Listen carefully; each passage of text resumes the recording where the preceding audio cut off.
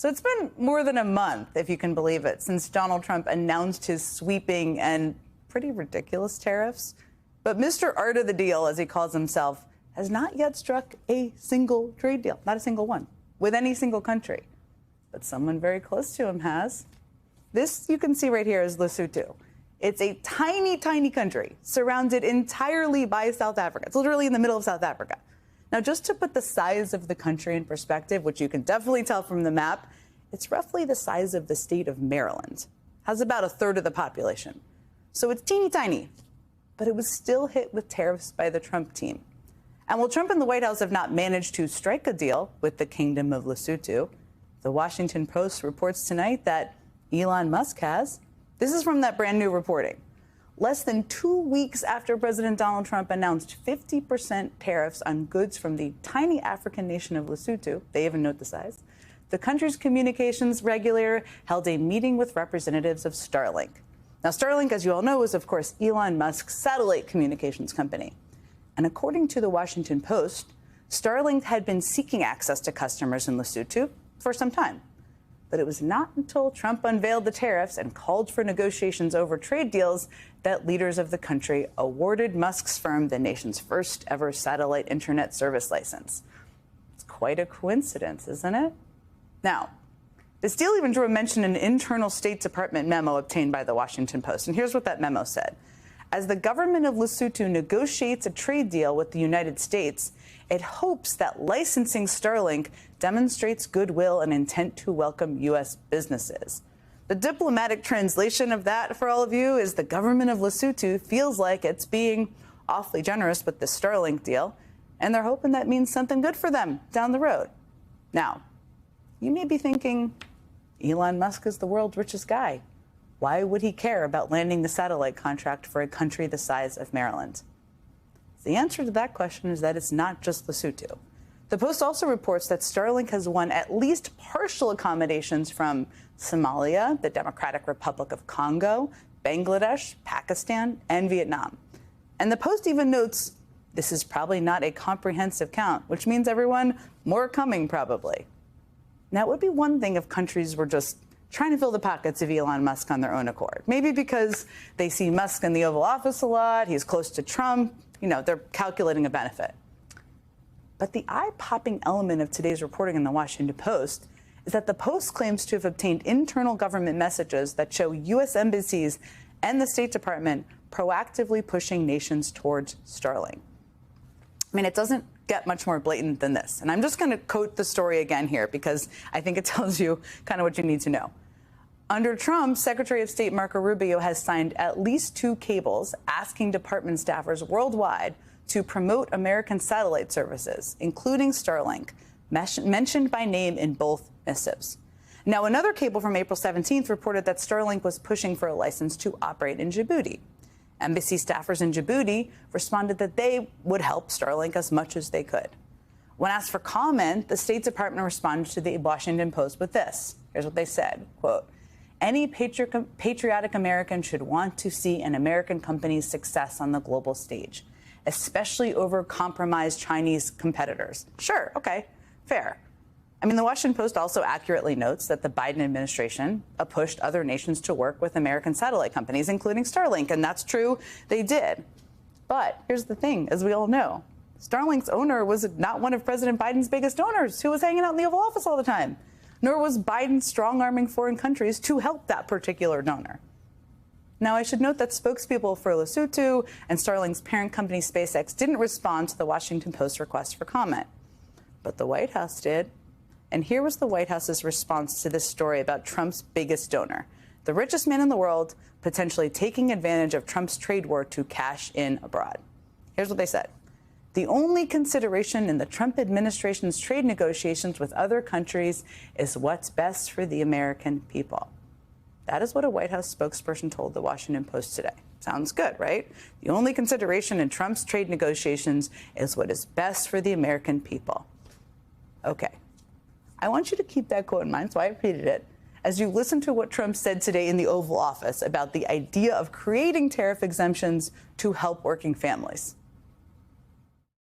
The Treasury Secretary just told lawmakers that a tariff exemption for certain baby items like car seats is under consideration. Will you exempt some products that families rely on? I don't know. I'll think about it. I don't know. I really don't. I want to make it nice and simple. I'm not looking to have so many exemptions that nobody knows what it's doing. We have to make it very simple, but I'll take a look at it. So, okay. Again, their quote, the only consideration in Trump's trade negotiations is what is best for the American people. But should those people be able to afford car seats for their babies? Well, Trump doesn't know. He's going to have to think about it. And that piece about the State Department reportedly pushing Elon Musk's satellite company abroad while countries are trying to find their way out of Trump's tariffs wasn't even the only blockbuster piece about tariffs out of the Washington Post today. There was also this headline. Trump's tariffs hit baby industry hard, threatening parents with price hikes, shortages. Virtually every car seat, stroller, bassinet, and changing table sold in the U.S. is made in China. Now, the story also cites quite a statistic from the Juvenile Products Manufacturers Association. Here's what it says. More than 70% of the baby gear purchased by Americans is manufactured by U.S. companies in China. But with new tariffs more than doubling the cost of Chinese imports, prices on baby necessities are rising fast. And manufacturers and retailers are suddenly slamming on the brakes. So they cite Delta Children, which is the country's largest crib and children's furniture brand. They paused nearly all shipments from China early last month, as soon as the White House announced higher tariffs. And the CEO of that crib and furniture brand told the Post, quote, "We're going to end up with bare shelves in another couple of months if things don't change." And the thing about baby products, and I have 2 kids, they're not babies anymore, but I know what it's like to buy baby products, is if you have a baby, they aren't optional. If you have a baby, you need a crib. It's federal law that you cannot drive your baby anywhere without a car seat. Most hospitals literally won't even let you take your baby home out of the hospital unless you have a car seat. But should car seats be exempted from tariffs? Well, Trump doesn't know. He's going to think about that one.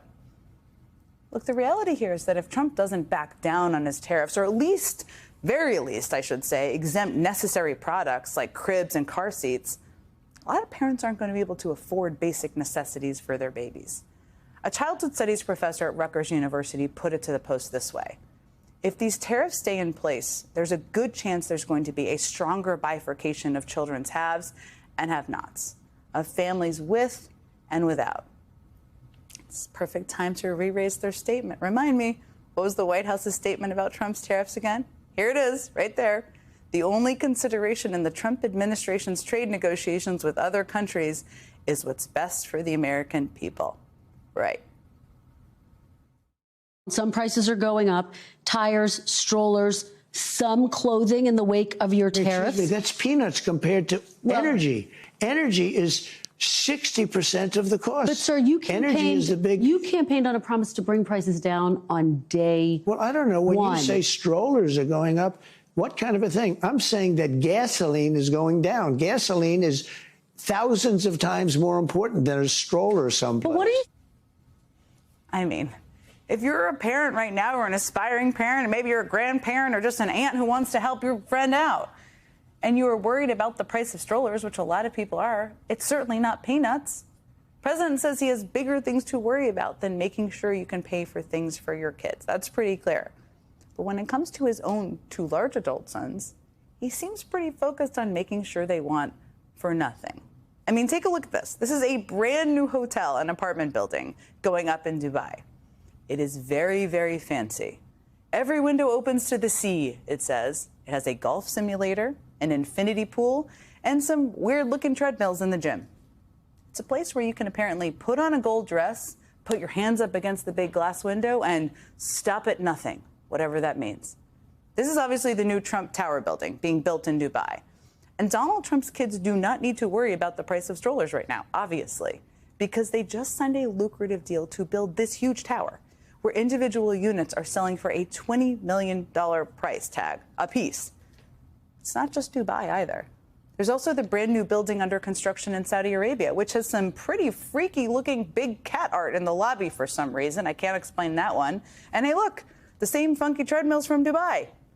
And also a brand new complex in Qatar, where Eric Trump was just inspecting the miniature sized model like he is in Zoolander or something. And real estate may be the bread and butter of the Trump organization. But these days, the Trump boys have expanded the family business, shall we say. They have not one, but two Trump-branded cryptocurrency ventures. To put it simply, when anyone buys these Trump currencies, it helps the Trump kids make more money.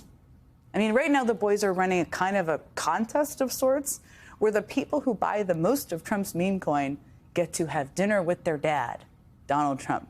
Not this weird cartoon drawing of him. The more money you pay the Trump kids, the more likely it is you get to have dinner with the actual president of the United States. Bloomberg News actually reports today that more than half of the people who own the most of the Trump meme coin are likely foreign, meaning the Trump kids have not only built themselves a gigantic cash register to let people buy access to their dad, but they are essentially selling access to the president of the United States to foreigners. Now, perhaps they can all hang out at the new private membership club in D.C., which happens to be co-owned by Trump's oldest son.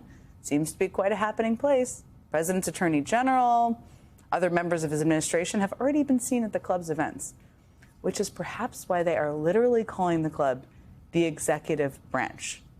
They're not even trying to hide it here.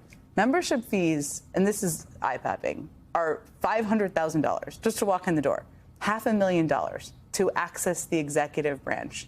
And yes, again, the name is just so on the nose.